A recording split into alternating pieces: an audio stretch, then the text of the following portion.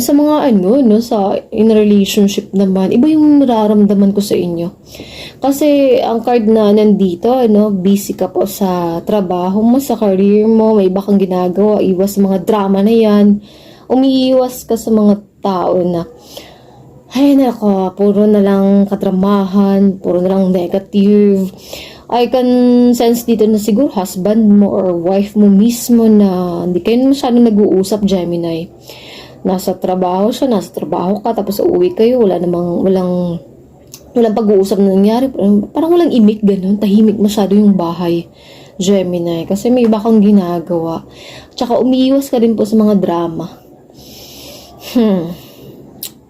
Parang nagkakaproblema, no? Sa mga, couple into relationship. Parang sobrang tahimik ng paligid.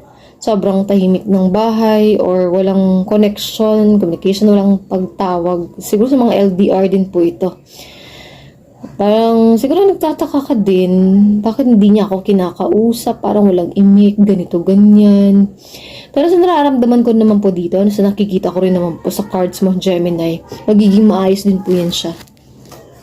May mga bagay lang din na dapat mong dun na lang yung attention mo, Gemini. Dun na lang muna. Ito, sa gawain mo. Sa pag-aaral mo din, may mga libro dito, may inaaral ka, Gemini.